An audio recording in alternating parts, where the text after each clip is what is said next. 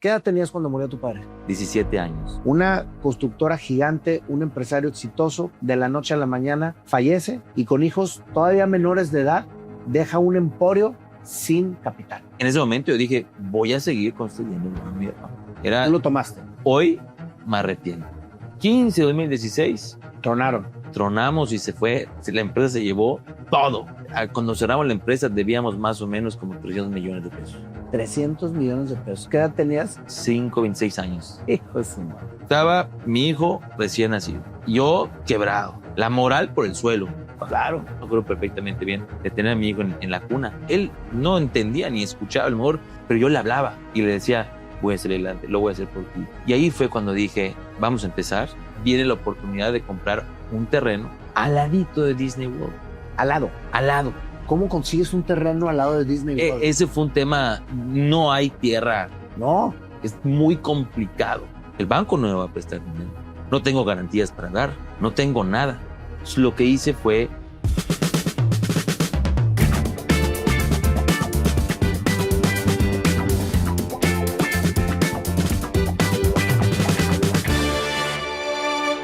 Amigos, ¿saben que la mayor parte de todos ustedes que nos hacen favor de ver las entrevistas en YouTube completas no están suscritos? Todos los lunes y los jueves tenemos entrevista nueva, 6 de la tarde en punto. Si ustedes le dan suscribir, una campanita les va a estar avisando que ya tenemos entrevista nueva y cada entrevistado nos deja un gran aprendizaje. No se las pierdan. Mi querido Miguel, qué gusto saludarte, hermano. Gracias por venir al programa. Cuando me platicaste tu historia dije, esto tiene que saberlo la comunidad. Gracias, Nayo. Gracias. Muy contento de estar contigo hoy y de compartir pues, un poquito de nuestra historia y que pues, de alguna manera ojalá y pueda transmitir o que la gente también pueda absorber un poquito lo que hemos vivido, lo que nos ha tocado pasar y que además es una historia bien bonita. Miguel, te quedaste huérfano de padre en la juventud a tu corta edad y tuviste que emprender de manera inmediata por la situación que sucedió. ¿Cómo te preparaste o cómo fue toda esta situación? ¿Qué edad tenías cuando murió tu padre? 17 años. 17 años. Sí. ¿Y tú empezaste a trabajar con él desde qué edad? Empezaba yo ya a tener mínimas responsabilidades dentro de la empresa. Imagínate esa edad, lo que buscas como adolescente pues, es la fiesta, salir. Y la verdad es que éramos una familia bien bonita, bien unida. Y ya empezaba a tener nociones del trabajo, pero pues nada formal, ¿no? O sea, tú nunca fuiste, tu papá era constructor, que en paz Sí. descanse, como me platicabas, y un constructor muy reconocido en toda la parte de Yucatán. Así es. Entonces, tú tienes un gemelo, que todo esto me lo platicó y por eso precisamente estoy como que resumiendo esa parte porque me interesó mucho cómo puede de la noche a la mañana cambiar tu vida. O sea, de que pues tú creces con un padre trabajador, con una vida de adolescente común y corriente, y de la noche a la mañana todo cambia. Y no estaban preparados para eso. Así es. Así es. Y fue un accidente de avión. Él venía justamente a supervisar unos hoteles que estaba construyendo aquí en la Riviera Maya. Y pues siempre cuento la historia que lo asemejo mucho a que como si estuvieses volando en un avión 747, esos grandotes, ¿no? Y que te digan un día, el piloto falleció, te toca a ti tomar el mando, ¿no? Y eso nos pasó a mí, a mi hermano gemelo, a mi familia, a mi mamá. ¿Cuántos son de familia? Somos yo, 4 hermanos, mi mamá, en total somos 5 hermanos y mi mamá. Okay. Ya contándome a mí. ¿Y ustedes eran los más grandes en el momento que falleció tu papá? Así es. Tu gemelo y tú. Así es. Okay. Y ahí fue cuando prácticamente no tuve ni siquiera el momento, el tiempo para, pues, rendir, ni siquiera asimilar la situación, ¿no? Fue de un día para otro y a trabajar. ¿Cómo te enteras? ¿Cómo nos enteramos? Fue más o menos a las 7 de la noche y nos avisaron que el avión había desaparecido. No encontraban si había perdido contacto con la torre de control. ¿Era un avión privado o un comercial? Un privado. Un privado. Sí, era un Cessna, un avión chiquito. A mi papá le gustaba mucho pilotear. Hasta donde supimos, él no estaba piloteando ese día. Había muy mal tiempo. Estaban saliendo de Cancún para Mérida, y justamente llegando a mitad del camino de Mérida, les cierran el aeropuerto de Mérida, los mandan de regreso a Cancún, les cierran Cancún, los mandan a Cozumel, les cierran Cozumel, los mandan de regreso a Y era Cancún. mal tiempo. Muy mal tiempo, y esperando pista en Cancún, cerquita del aeropuerto, ahí cayó el avión. Wow. Sí. Les avisan que se desapareció. Todavía no estaba anunciada la parte. No, fueron casi 24 horas de búsqueda y demás. Habían perdido contacto con la torre de control. ¿Cómo viviste eso? O sea, ¿recuerdas tú cuál fue el shock, el momento? Un chavo de 17 años que andas en el relajo, etcétera. ¿Cómo empiezas a asimilar ese tema? Pues yo creo que en ese momento empieza a pensar lo peor, ¿no? Yo ya pensaba lo peor.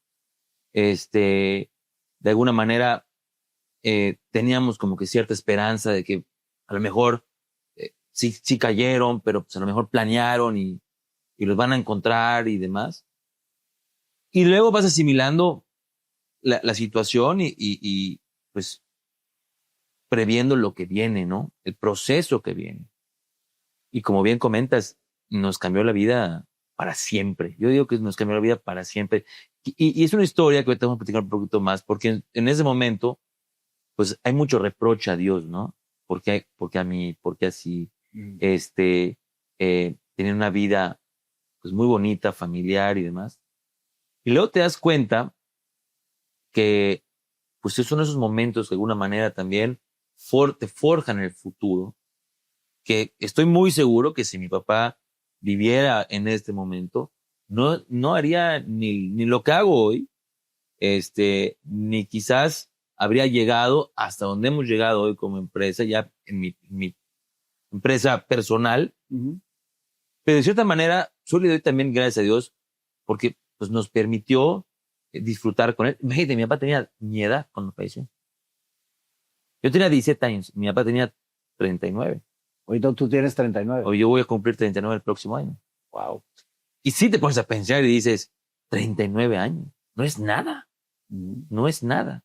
Estaba empezando y era muy exitoso. Así es. Obviamente aquí no había una preparación de sucesión. O sea, fallece tu papá y ¿cuál es el tema empresarial familiar? Porque por lo que me platicaste, tu papá era un constructor muy reconocido de hotelería en toda esta parte de la Riviera, ¿no? Así es. Él construyó hoteles para la cadena Palace Resort principalmente. Y era una constructora gigantesca, más de 350 colaboradores, enorme la construcción. En donde tú nunca te habías metido a trabajar con él. No, o sea, sí iba a hacer. Sí, pero ibas con un chamaco de 17 años. Obligado. Sí. Obligado a trabajar, ¿no? Pero no para que tomara las riendas. Sí, claro que no. ¿Cómo deciden continuar el negocio? Porque tu mamá tampoco estaba metida. No. Fíjate que esa fue una decisión que quizás hoy me arrepiento de haber seguido con el legado de mi papá. Era de mi papá. Era el sueño de mi papá. Tú lo tomaste. El legado de mi papá. Y en ese momento yo dije, voy a seguir construyendo el legado de mi papá. ¿Tú y tu hermano o solamente tú? No, mi hermano también. O sea, los dos le entraron al quite. Al full. ¿Tu mamá se los pidió? O sea, ¿o tu mamá le entró al quite también? Es que te pregunto porque me quiero imaginar la situación tan compleja. Una constructora gigante, un empresario exitoso que no tenía preparada la sucesión, de la noche a la mañana fallece y con hijos todavía menores de edad deja un emporio sin capital. Así es. Y todo el mundo entró a meter las manos en la medida de sus capacidades, ¿no? Mi mamá, mi hermano gemelo, mi hermano Gerardo, todos entramos al quite, hasta los hermanos de mi papá. Pero sin saber nada del negocio. Claro, exacto. ¿Qué sucedió? Entonces, ¿cómo? Pues fuimos llevando la empresa y la empresa duró 10 años después de eso, ¿no? 10 años a flote. Sí. Y nos íbamos organizando, íbamos viendo cómo él hacía las cosas. Él era un gran ingeniero civil. Y creo que ese fue un diferenciador muy importante. Nosotros no, para ese entonces no teníamos ni carrera, ¿no? Entonces, pues nos tocó de alguna manera reacomodar las piezas de la empresa para seguir navegando el barco. Teníamos obras abiertas enormes. Estábamos construyendo en ese momento grandes hoteles de esquina Riviera Maya. En Mérida traíamos un hospital en construcción. Habían muchas obras en proceso. Y en ese momento decidimos seguir. Y nos siguieron llegando muchos contratos. La gente lo siguió contratando aún sabiendo que tu papá ya no estaba con vida. Sí, muchísimos proyectos. Sí. Obviamente, con el paso del tiempo, a lo largo de 10 años, pues nadie nos enseñó verdaderamente a llevarlos como debe de ser. Luego nos tocó en el 2008 el tema esto fue en el 2005.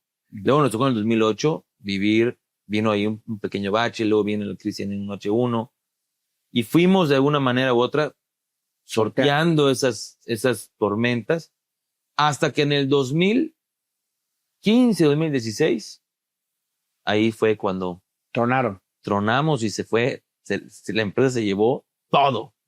Absolutamente todo. ¿Cuál fue el motivo por el que tronaron? Pues yo creo que fue un tema en el cual los resultados financieros de los proyectos, de las obras que construíamos, no se daban. Nos fuimos poco a poco diluyendo. Se fue haciendo una bola de nieve, que de alguna manera u otra, cuando empezó a haber baja en las construcciones, empezamos a resentir esa parte.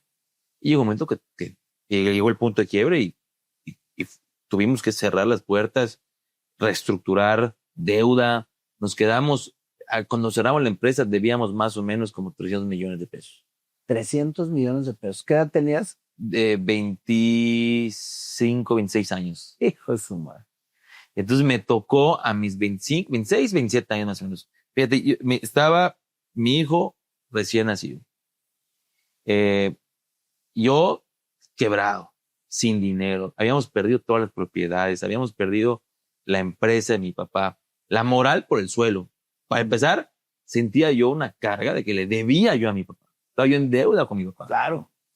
Además, yo vivo en Mérida, yo soy de Mérida.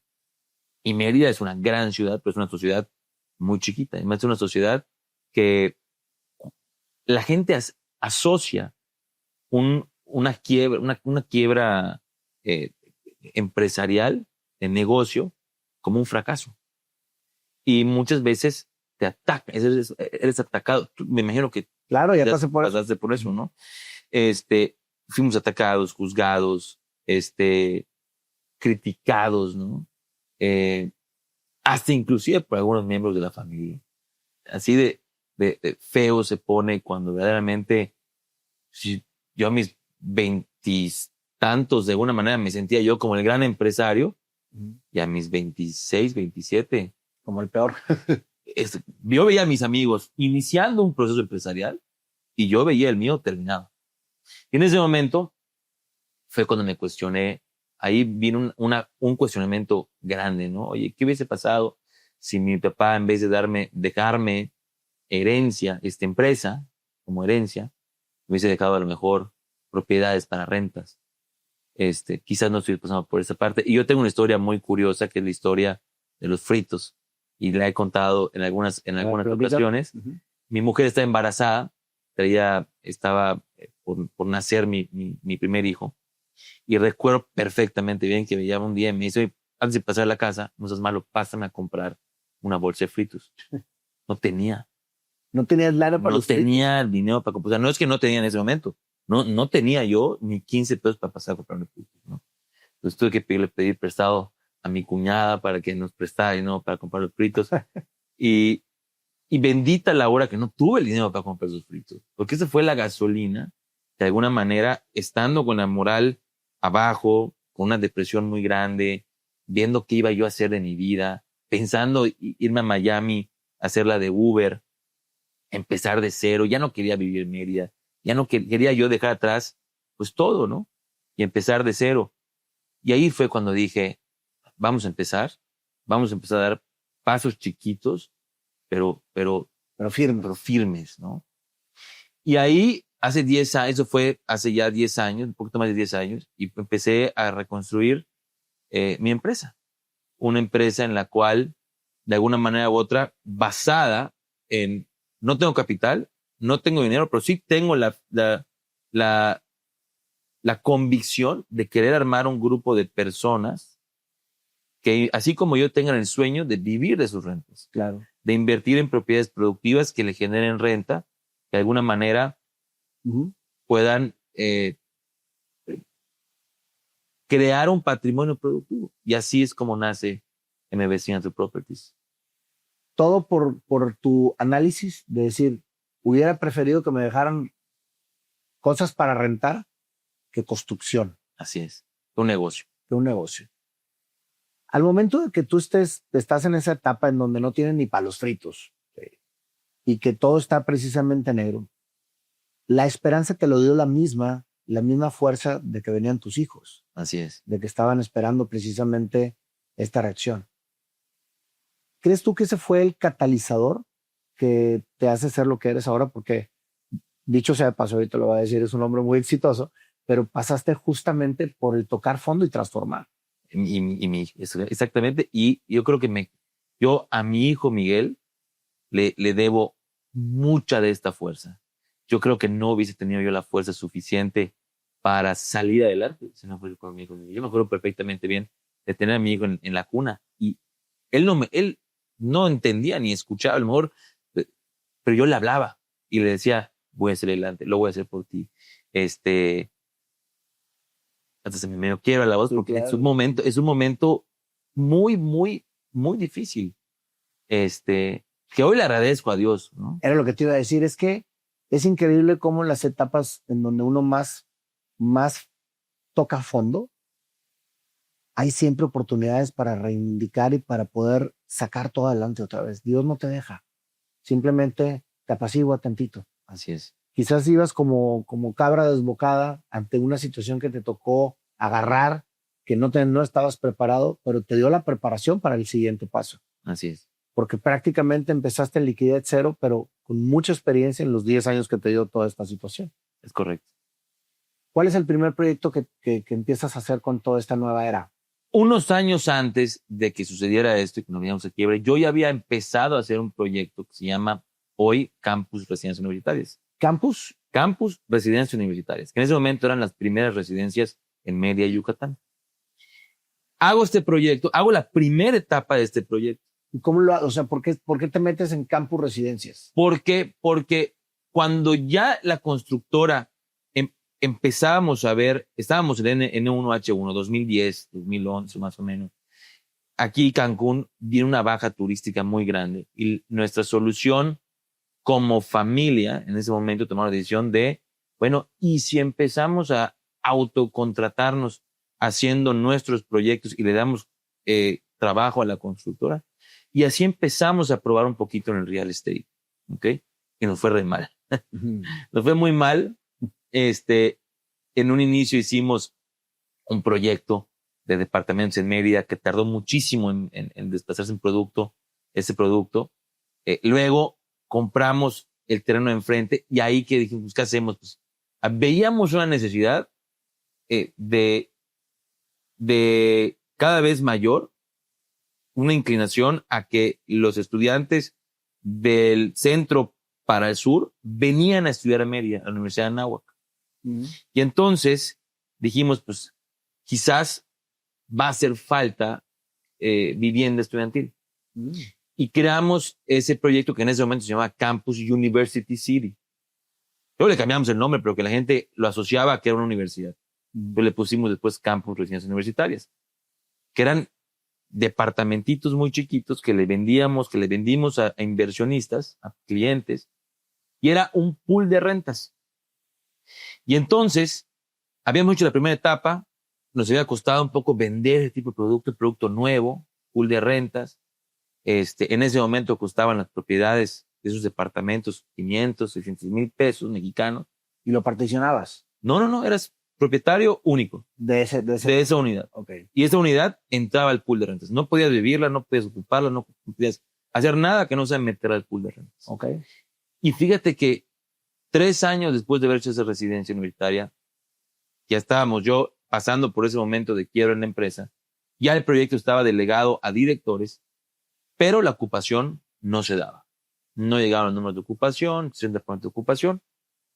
Salgo yo de la constructora y digo, bueno, ¿y ahora qué hago? Y yo tenía dos opciones. O me iba yo a trabajar de Uber a Miami para empezar mi vida de cero, o toqué la puerta ya a los dueños de esos departamentos y les dije, oye, que ya les habías vendido. claro, y les dije, oye, ¿me pueden contratar para que yo administre el pool de inversionistas? Y me dijeron, va. Me dijeron, te vamos a pagar. O sea, a los que tú les habías vendido, ahora, trabajo. Ahora pediste trabajo. Qué buena historia, güey. Y entonces entro y me pagaban 30,000 pesos mexicanos. Dije, bueno, ¿era tu sueldo como administrador? Era mi sueldo como administrador. Y entro y ahí fue cuando, o sea, detonó el tema, ¿no? Empiezo a yo, con lo poco que tenía, empezaba yo a hacer cambios de, oye, vamos a pintar esta pared, vamos a remodelarla, vamos a remodelar el lobby, vamos a cambiar los muebles. Oye, fíjate que si hacemos lo que tú mismo habías hecho antes y ahora te metiste a vivirlo. A vivirlo, a conceptualizar. Empecé a ver un nicho de oportunidad. Dije, creo que estas propiedades pueden dejar más dinero si sube la ocupación. ¿Cómo subimos la ocupación? Vamos a generar mejores experiencias alrededor del cliente, vamos a crear tecnología para que puedan rentar una propiedad de forma rápida, vamos a hacerle mucha promoción al proyecto, vamos a remodelar áreas y vamos a revivir el proyecto. Esto fue en el 2016, octubre de 2016. En julio de 2017, que es cuando iniciaba el ciclo escolar, porque una residencia universitaria es o la llenas en un ciclo escolar o ya no la llenaste. Ya no la llenaste, claro. Julio de 2017 estábamos completamente llenos. 100%. 100%. Y con lista de espera. Y ahí fue cuando los inversionistas, como dijeron, mira, jaló el negocio. Lo está haciendo bien Miguel. Fíjate qué interesante lo que estás diciendo, Miguel, porque muchas veces cuando desarrollas el concepto sin vivirlo, no es lo mismo que vivirlo para poder ajustarlo a la necesidad real.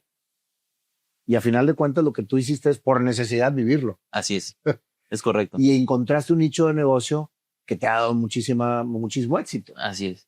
Gracias a Dios, el terreno detrás de esa primera etapa del proyecto era de mi familia. Y entonces dije, oye, y entonces yo empecé a liderar el grupo de la operadora. En ese momento era una operadora. No existía mi desarrolladora, todavía no existía. Y entonces, ahí sí, me acuerdo que fui a ver a el ingeniero Chapur.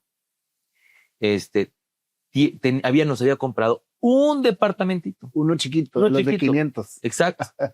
Y me acuerdo que un verano le pedí el favor si me invitaba a un café, quería platicar con él. Y fui, él ha sido mi consejero durante muchísimos años, hasta el día de hoy. Y fui y recuerdo que le dije, oye tío, fíjate que estoy viendo este potencial. Estoy viendo que hay un mercado. Creo yo que hay un mercado tanto para inversionistas que quieren vivir de sus rentas. Me incluyo en ese perfil de inversionista, pero también hay un perfil de personas que quieren seguir rentando propiedades para estudiantiles. Pero yo ya no quiero ser ni empleado, ni tampoco, no porque tenga algo de malo, simplemente quería superarme, quería crecer, rehacer mi vida empresarial.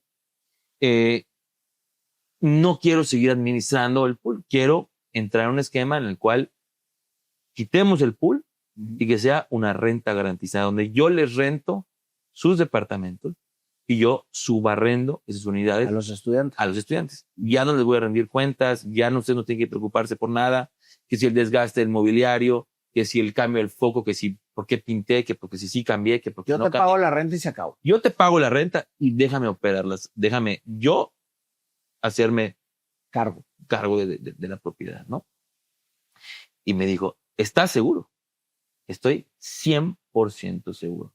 Y además, era mi única manera también de seguir creciendo, porque si no iba yo a seguir administrando pool de inversionistas con las nuevas propiedades que yo quería hacer atrás.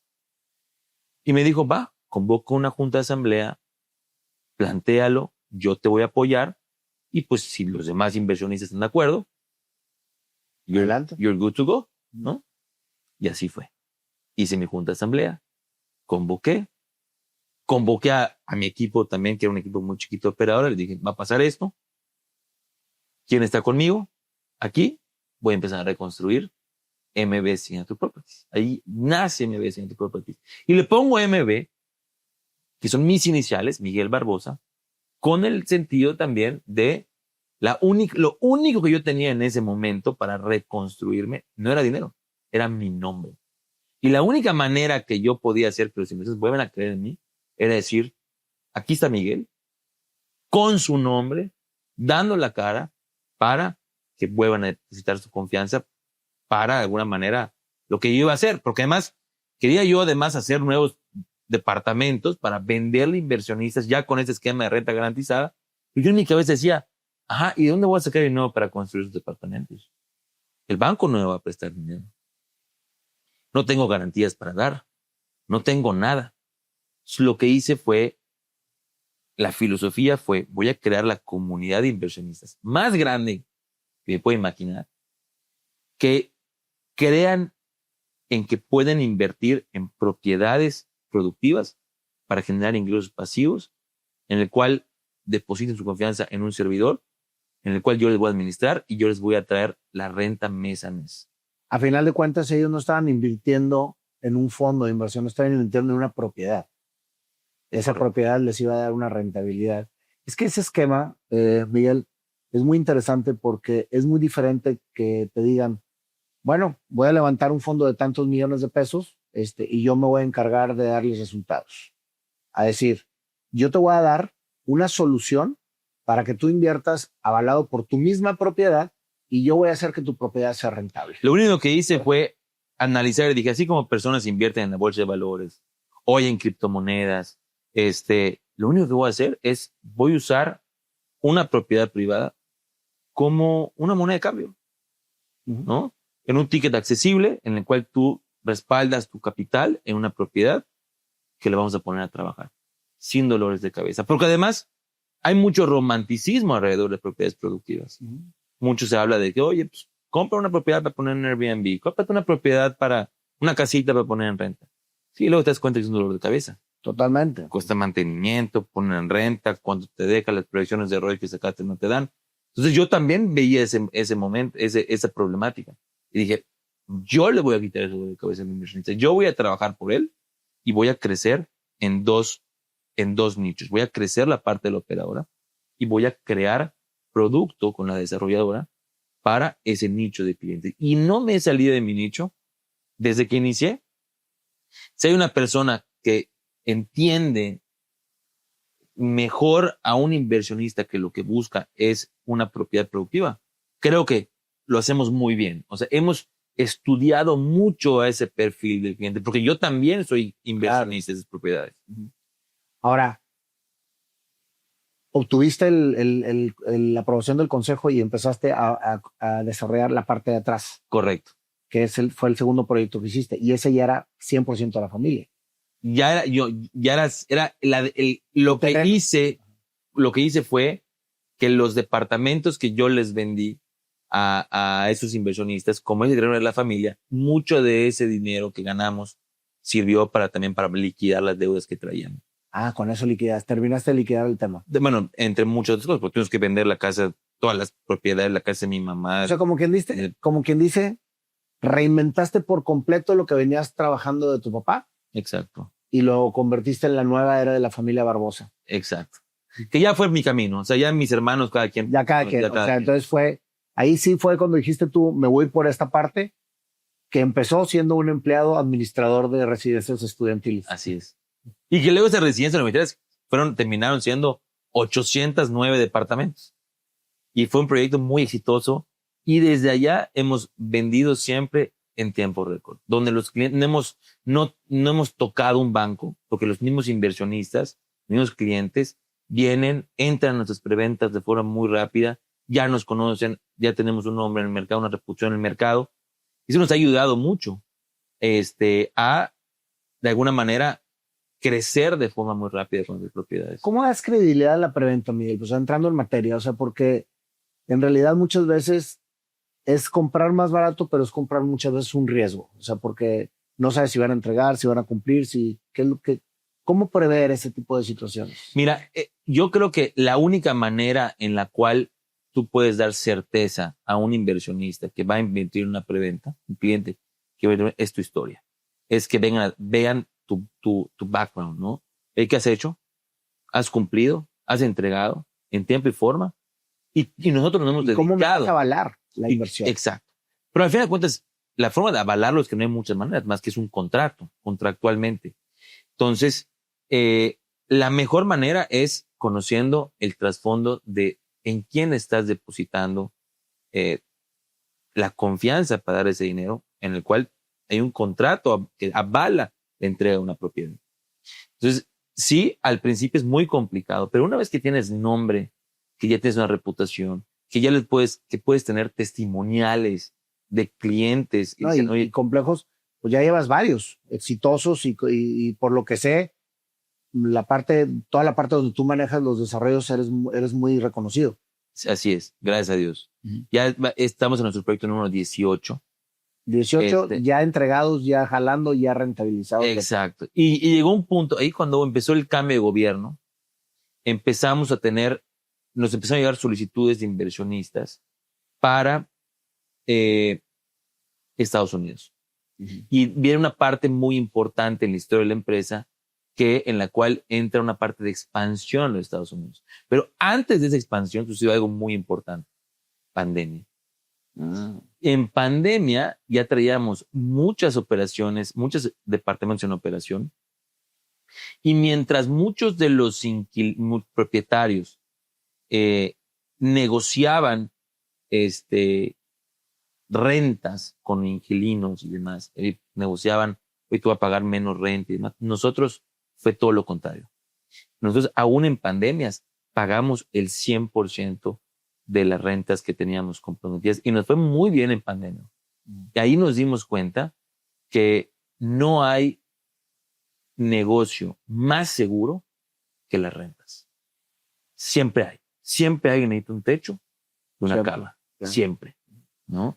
Entonces, ahí fue cuando todavía le dimos mucho más credibilidad a los inversionistas, porque durante pandemia, cuando sus negocios iban más o menos, y a algunos les fue muy mal en pandemia, tenían esa parte de la renta que recibían por parte. No les dejó. Exactamente. ¿Y empezaste en Estados Unidos? Y luego entonces nos migramos, empezamos a expandir el mismo esquema de rentas garantizadas en Estados Unidos. ¿También con propiedades estudiantiles? No, ya no estaba yo tanto en propiedades estudiantiles, sino que ya hacía yo departamentos y empezamos a diversificar locales comerciales en México. En México hemos hecho de todo tipo de propiedades productivas que pueden existir. Dime cuál es el concepto de propiedad productiva. Yo siempre digo, cualquier propiedad puede ser productiva. ¿Ok? Esta unidad en la que estamos puede ser unidad productiva. Puedo comprar un departamento de lujo en el penthouse más nice de la ciudad que quieras y es una propiedad productiva. Todas las propiedades pueden ser productivas. La única diferencia es qué tan productiva puede llegar a ser esa propiedad. ¿Por qué? Cuando yo hablo de propiedad productiva, hablo de una propiedad que está pensada, que está diseñada, un complejo que esté diseñado para poner en renta, para maximizar los para generar retornos. Un ingreso pasivo. De la mejor manera, de la forma más productiva. ¿Ok? Cualquier propiedad genera ingresos pasivos. Sí. Una bodega industrial, un consultorio médico, un departamento.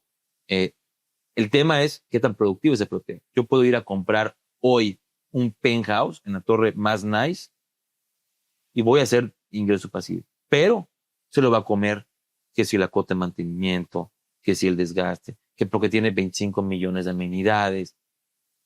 ¿Para qué la estoy comprando? Yo estoy comprando para generar ingresos, ¿ok?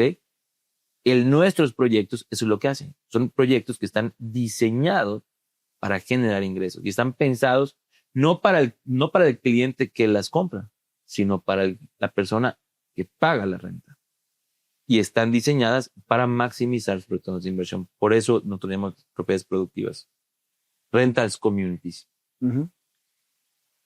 Cuando ya te pasas la pandemia y que empiezas a agarrar ahora sí un auge bastante fuerte, ¿qué es lo que te llama la atención de Estados Unidos y por qué Estados Unidos? Porque aquí es muy complejo toda la parte legal en cuanto a las propiedades, desarrollos y todo esto, ¿no? Yo siempre he tenido una fijación muy grande con Florida. Florida me encanta. a mí, a mi esposa, a mis hijos. Y empezamos de alguna manera a fantasear con la idea de poder algún día tener nuestro negocio ahí. Y me acuerdo perfectamente bien que un día dije a mi esposa, vamos a empezar a ver propiedades en Florida. Y empezamos a ir bastante seguido a Florida y íbamos y veíamos estos edificios preciosos en preconstrucción, pero inalcanzables económicamente para nosotros, ¿no? Y yo decía, fueron un par de años que íbamos y regresábamos y este año no, quizás el que sigue. Y este año no, quizás el que sigue. Hasta que un buen día fuimos y pues bueno, se nos dio comprar nuestro primer departamento en Florida. Y luego me costó trabajo porque dije, voy a invertir tanto dinero en una propiedad que quizás no voy a usar tanto. No hace sentido. Y cada vez que yo iba, las propiedades eran más costosas y más difíciles, ¿no?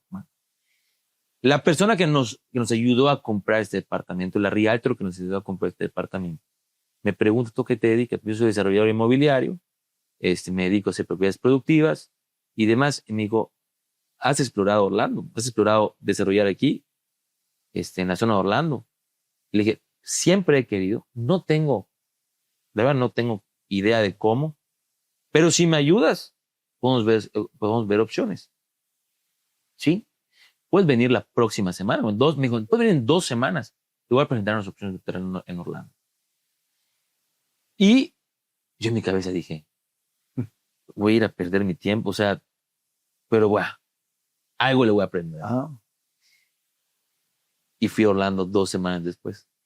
Y compré mi primer terreno en Orlando y se lo compré yo a unos brasileños, que justamente era un terreno que se podían hacer 64 townhouses a 15 minutos de Disney, en Kissimmee. A 15 minutos. Sí. Y ellos les creaba el proyecto muy chico para el tamaño de la desarrolladora que ellos tenían. Y a mí me quedaba perfecto porque era mi puerta. O sea, haz de cuenta que te lo hicieron a la medida. A la medida. Literalmente. Estaba para mí, literalmente.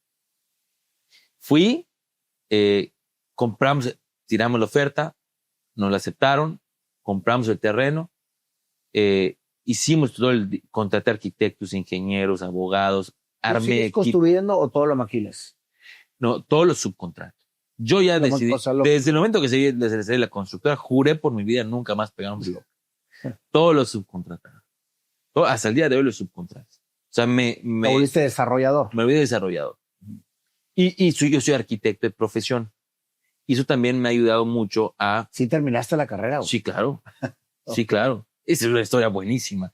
Luego te contaré cómo la terminé, pero la terminé. Muy bien. Pero eso me ha ayudado muchísimo porque me meto mucho al diseño de los departamentos, a maximizar espacios, amenidades y demás, ¿no? Uh-huh. Entonces, tu primer proyecto en Orlando fue este. Se llama Princess Village. Súper exitoso. Ya estamos por entregar ya próximamente las unidades, 2026, si Dios nos lo permite. Totalmente vendido, vendimos rapidísimo las unidades.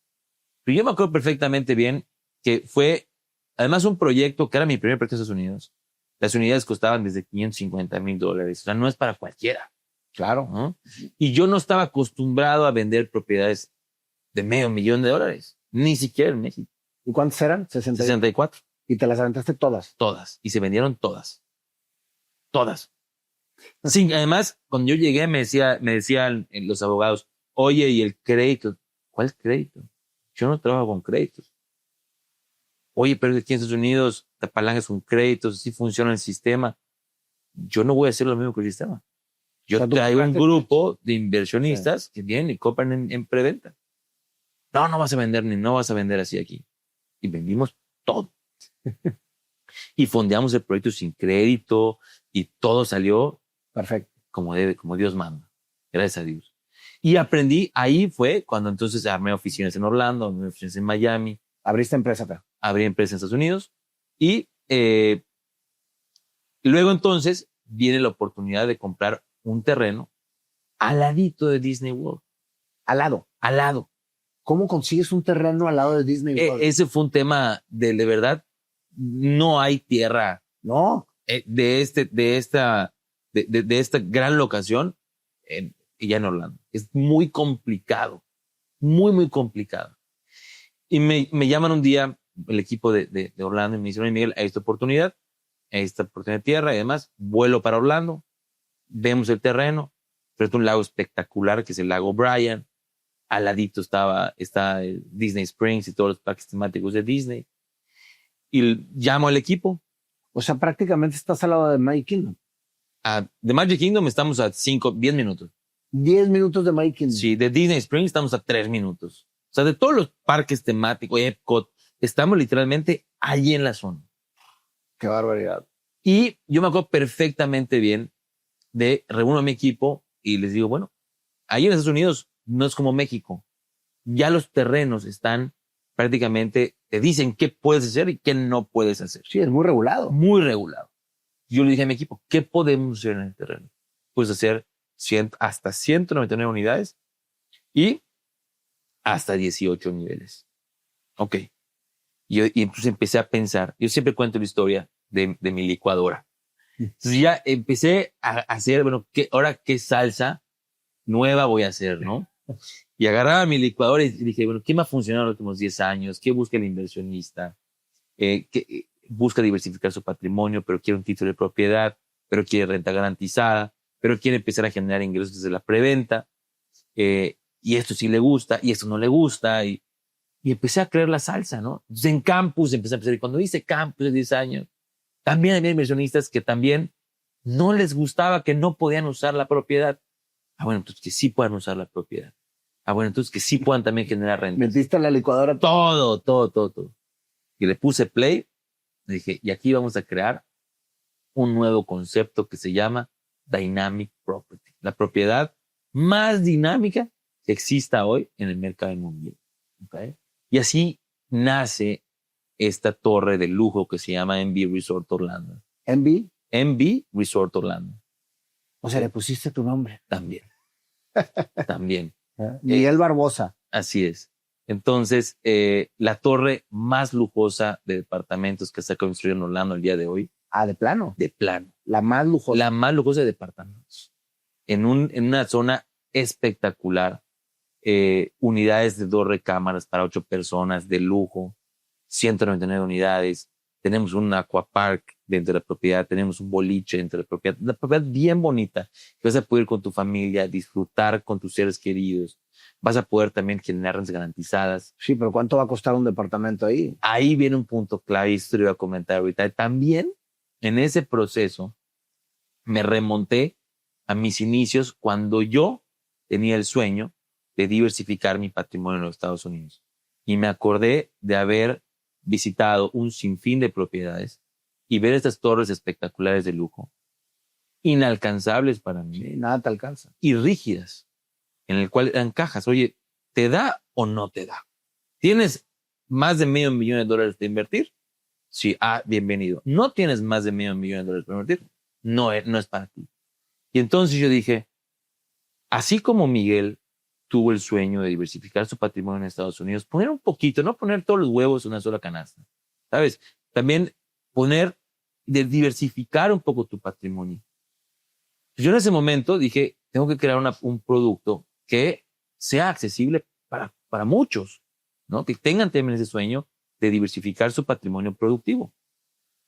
Me reúno con mis abogados y les digo, oye, ¿cómo podemos hacer estos departamentos de lujo accesibles para cualquiera? Y me dicen, Miguel, aquí en Estados Unidos hay algo que se llama Deeded Fractional Ownership. Eso no existe en México, no existe en muchos países en Latinoamérica, en la cual tú puedas, si tú quieres comprar, por ejemplo, una propiedad, una fracción de una propiedad en México o en Estados Unidos, en México o en Latinoamérica, en muchos países de Latinoamérica, lo tienes que hacer mediante ya sea una copropiedad, donde tú eres uno más dentro del título, o a través de un derecho fiduciario dentro de un fideicomiso, donde eres uno más.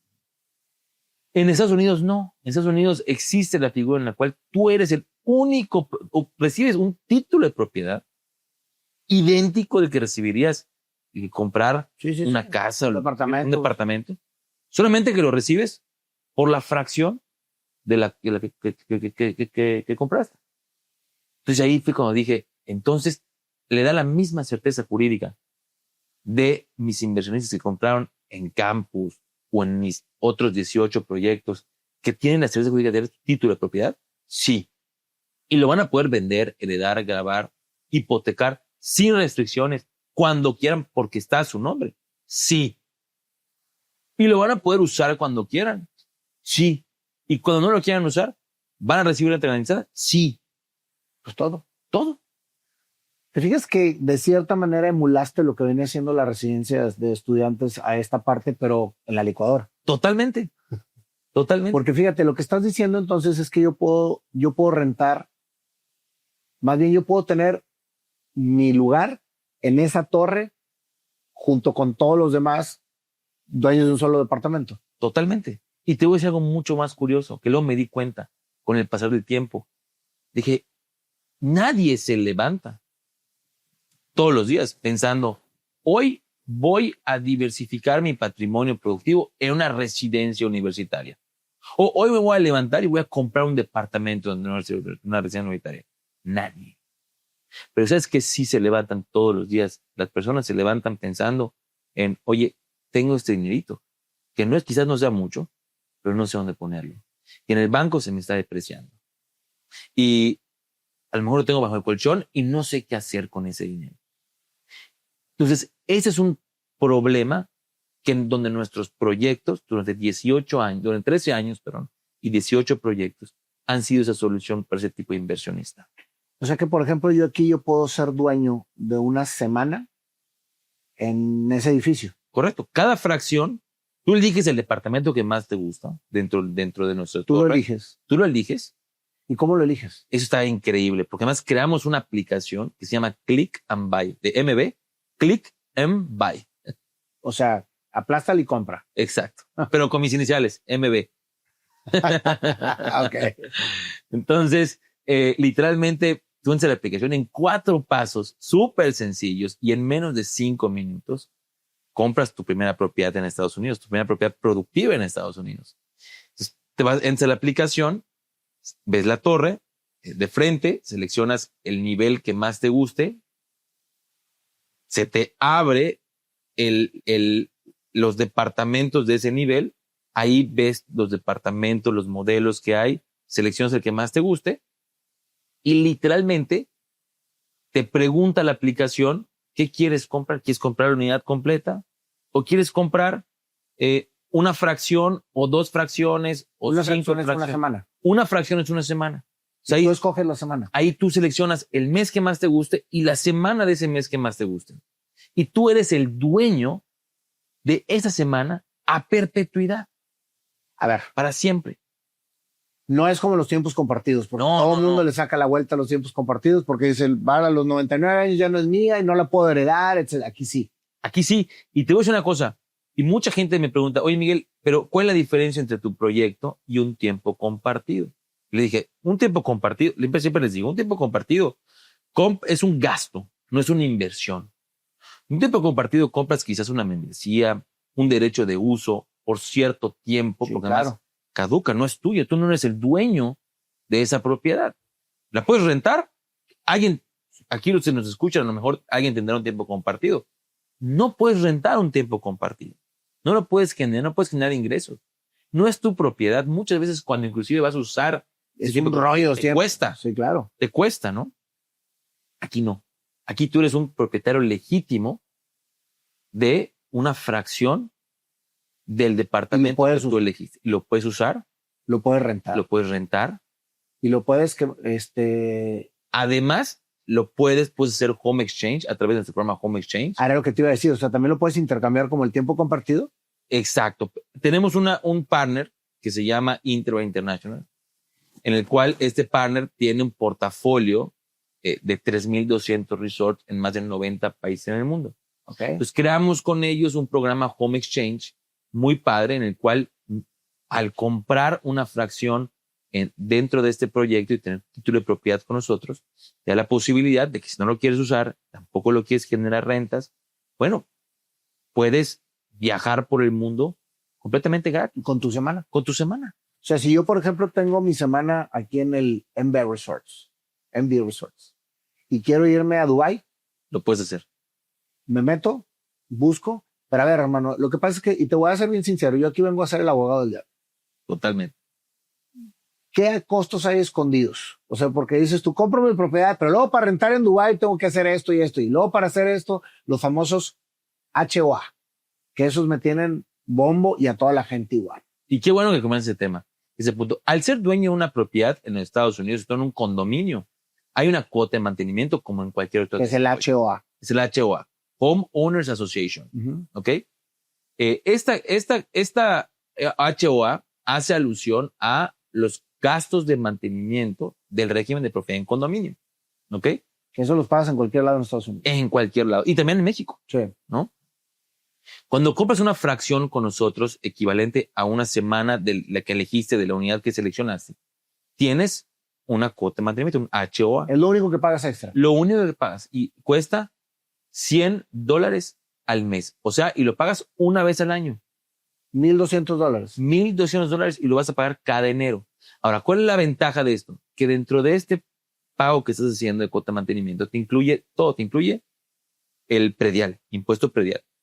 Te incluye la administración y el mantenimiento de toda la torre, el seguro de tu departamento, el seguro de áreas públicas y comunes proporcionalmente de todo el edificio, el desgaste del mobiliario de tu unidad, porque tu unidad viene completamente amueblada, completamente equipada, sábanas, Pones un toallas, centavo. nada, cero. Ok. Propiedades listas para operar.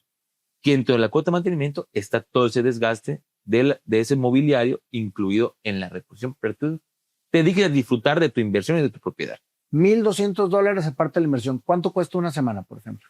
Desde $35,000. Estamos hablando más o menos 600, así como está el tipo de cambio hoy, $650,000 precio final total.